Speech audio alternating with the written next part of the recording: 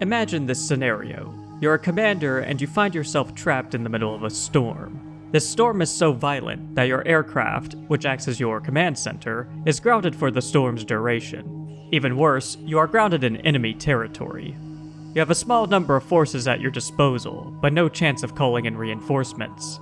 The nearby enemy commander is aware of your situation and sends out his larger force to destroy you. His force is mostly comprised of vehicles, and he thinks this will be an easy victory.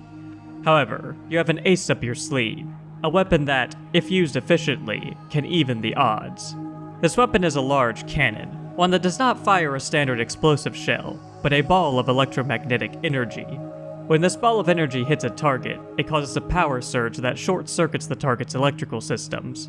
This effectively renders the vehicle, or other electronic devices, useless for a short time that you now have to take out the enemy commander's forces without sustaining heavy casualties of your own. This tactic not only allows you to repel the enemy's assaults, but also gives you space to perform a counterattack by destroying the enemy's base and exfiltrating the area once the storm has passed. GDI Commander Michael McNeil found himself in this exact scenario shortly after destroying a Nod prototype facility.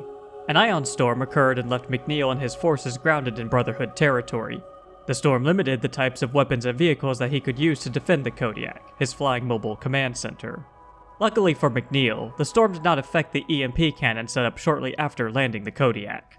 This cannon played an integral role in defending his base from Brotherhood assaults, which led to the destruction of all Nod forces just before the Kodiak exited the area. Around the time of the Second Tiberium War, electromagnetic pulse, or EMP, weapons were widely adopted in the arsenals of the Global Defense Initiative and Brotherhood of Nod. As weapon systems developed more advanced electronics for power, targeting systems, and information, disabling them, even for a short time, could be the difference between winning or losing a battle.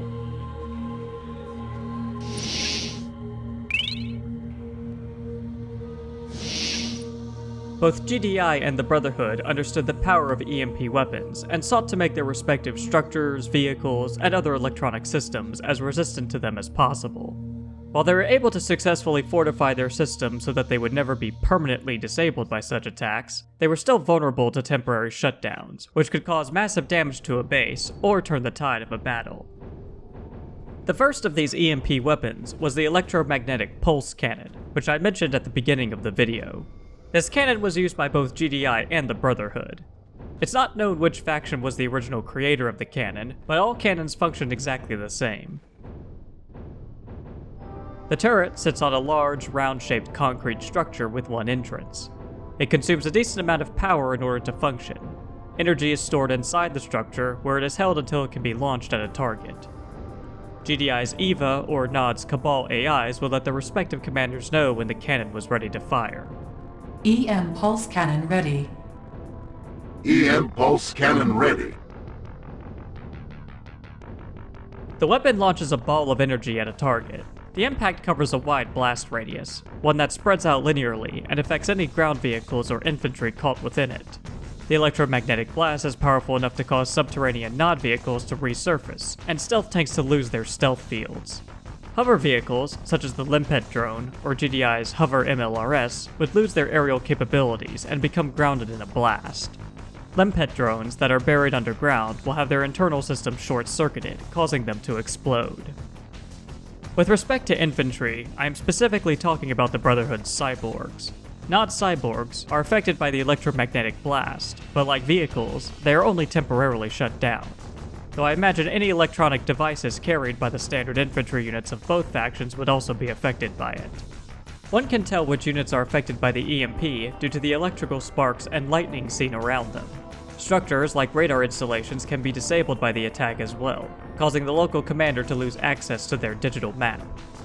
Eventually, all affected units and structures will recover and be brought back online, assuming they were not destroyed while in their disabled and vulnerable state. The EMP cannon was great at defending a base from hostile attacks. The range allowed it to even target long-range vehicles such as the Brotherhood's mobile artillery tank and GDI's Juggernaut Walker. The downside was that it took time for the cannon to recharge, during which the weapon was basically useless. The blast did not affect aircraft, such as the Orca or Banshee, or high-flying drones like the Seeker. In addition, the cannon's range was not quite long enough for it to bombard an enemy base. The biggest downside for GDI was that the cannon was immobile. However, they would rectify that problem by developing a mobile but less powerful version of the EMP cannon. This vehicle was simply called the Mobile Electromagnetic Pulse Cannon, or MEMP for short. The MEMP was basically just a tank without a turret. It had a chassis with a hatch where the seemingly lone vehicle operator sat. The EMP generator was located on the outside of the vehicle. Various wires can be seen connecting all the components that generate the electric energy. The energy was stored in the capacitor, which I assume is the rod with the metal sphere on top of it, next to the driver's seat. When the capacitor is fully charged, the vehicle rushes toward enemy units or structures and releases the electromagnetic energy in a small linear radius around it. Just like the EMP cannon, this attack disables all units and structures caught within the blast radius. The mobile EMP was designed to be immune to its own attack, and was able to drive away from the disabled enemy units, which were usually mopped up by other GDI forces shortly afterward. Just like the EMP cannon, the mobile EMP needed some time to recharge its capacitor. While recharging, the vehicle was unable to defend itself. It was lightly armored, which allowed it to move relatively quickly when it made an attack on enemy forces. It had a shorter blast radius compared to the larger stationary cannon due to its smaller capacitor. There were a couple of notable instances where GDI made extensive use of the mobile EMP during the Firestorm crisis. The first was when GDI needed to quell mutant riots at Colony 3. The mutants brought in buggies and wolverines to try and destroy some of the colony's vital infrastructure. The operations commander was given riot troopers and mobile EMP vehicles to stop the riots. It was important that the commander use non-lethal force. The MEMPs disabled the mutants' vehicles, preventing them from causing much damage to the colony, while also sparing the lives of the vehicle crews. The other notable use of the MEMP was when both GDI and the Brotherhood made their joint assault on Cabal's core. The entrance to the Cabal-controlled region that GDI attacked was guarded by a cyborg commando. The commander assigned to lead the assault used a mobile EMP vehicle to disable the commando and other cyborgs in order to get his forces across the bridges. Once across, the commander established a base and continued to make use of the mobile unit in engagements with Cabal's cyborg forces, ultimately resulting in the destruction of Cabal's core and an end to the Firestorm crisis. By the Third Tiberium War, both the EMP cannon and mobile EMP would be phased out of GDI's and NOD's arsenals.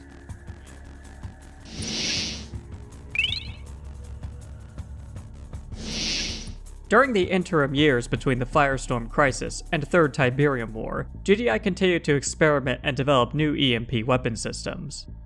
One of these weapons was the EMP Control Center, which acted similarly to the EMP cannon from the Second War.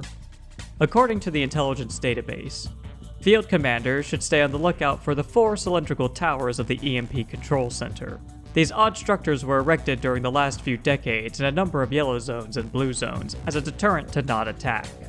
The theory was that a volunteered crew would race to the EMP Control Center when the civil defense sirens sounded warning of an attack. They would fire off the EMP and disable attacking forces. After years with little NOD activity, the centers were mostly abandoned and are now being used opportunistically by GDI and NOD forces. The control center could be captured and brought online by an engineer. Even Skryna simulators recognized their strategic value and would sometimes attempt to make use of them. The center would need a few minutes to fully charge its capacitors before it could fire.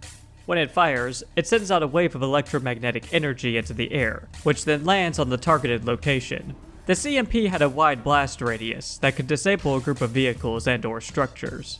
The blast was powerful enough to even disable aircraft, overloading their systems and shutting down their engines, causing the craft to come crashing to the ground. The control center then needed a few minutes to recharge its capacitors before firing again. Commanders that maintained the control center had to make sure their own vehicles or structures were not too close to the blast, as it did not discriminate between friend or foe. Around the time of the Third Tiberium War, GDI downsized their EMP weapons even more, so much so that they created handheld EMP grenades that could be tossed at enemy vehicles or structures to temporarily shut them down. These grenades were used exclusively by grenadier squads. The local GDI commander could request a shipment of these EMP grenades, which would be delivered to the armory. One knew the grenades had arrived when their cylindrical-shaped storage unit was seen attached to the back of the armory. The Grenadier squads would also carry these grenades on the tops of their backpacks, so they could quickly grab and throw one at a moment's notice. However, Grenadiers of the Steel Talons Division did not make use of the EMP grenades, let alone an armory. A single EMP grenade was not very powerful, but when thrown in a cluster, a single vehicle or structure could be disabled for a few seconds, buying the Grenadiers time to either exfiltrate the area or drown the disabled vehicle or structure in a volume of their standard explosive grenades. If GDI wanted to deliver a more powerful EMP strike against a target, they would call in shockwave artillery. This kind of barrage utilized sonic artillery shells that caused moderate damage to light vehicles, and could outright kill most types of enemy infantry. A bonus effect of this barrage was that any vehicle or structure caught within a shell's blast radius would be temporarily disabled, even if it survived the attack. The barrage was available to a commander by way of a Space Command uplink. When called in, the SCU launched a rocket toward the designated target. Once it was within range, the rocket would release its payload of sonic shells, which would land and detonate on the ground shortly after. GDI commanders would sometimes begin an assault on a Nod base by launching a shockwave artillery barrage to disable its defenses, by either targeting the power plants or the defense turrets. However, Nod commanders could counter the effects of the EMP blasts from the shockwave artillery, or even an EMP control center. This could be done through the use of master computer countermeasures from a Temple of Nod. This allowed Nod to basically flip a switch and reset their base structures, restoring them to their default state before they were disabled, assuming of course that the temple itself had not been disabled. The Brotherhood did not sit idly by, as they made their own advancements in EMP weaponry. Taking inspiration from GDI's mobile EMP cannon, the Brotherhood made their own version of it. I say made their own version, but what they really did was just upgrade their Raider buggies, equipping them with specially designed EMP coils. A Nod commander could request and have the coils delivered at a Nod technology lab. The coils, or antennas, would then be attached to the Raider buggies. The buggies would do exactly what the GDI MEMP did during the Second War, which was drive up quickly next to a structure or vehicle and activate their EMP. This would create a small dome that stretched out in all directions, affecting anything caught in its radius. One of the upsides to the buggy was that it came equipped with a machine gun, which could be upgraded to a laser. This was one of the advantages the coiled Raider buggy had over GDI's mobile EMP. Unfortunately for the Brotherhood, the buggy was not designed to be immune to its own EMP, so when it was activated, the buggy itself would also be disabled by the blast, making it vulnerable to destruction just like its targets. The vehicle was also lightly armored, so it stood a decent chance of being destroyed before reaching the target. This is why the Brotherhood typically had multiple buggies focusing on the same target. That way if one or two buggies were destroyed, the rest still had a good chance to make it. The awakened and enlightened cyborgs of the Mark of Cain were equipped with an EMP emitter attached to their right arms. This emitter functioned similarly to the EMP grenades used by GDI Grenadier squads. The emitter would launch a small ball of electric energy that could disable any vehicle or structure that it hit for a short time. This emitter was quite effective as a secondary weapon for the Enlightened, as they could follow up the EMP blast on the disabled vehicles with the particle beams on their left arms, thereby destroying the enemy vehicles before the EMP effect wore off. Unlike the cyborgs from the Second Tiberium War, the Mark of Cain were immune to all EMP weapons, and would not be disabled or destroyed if hit by them.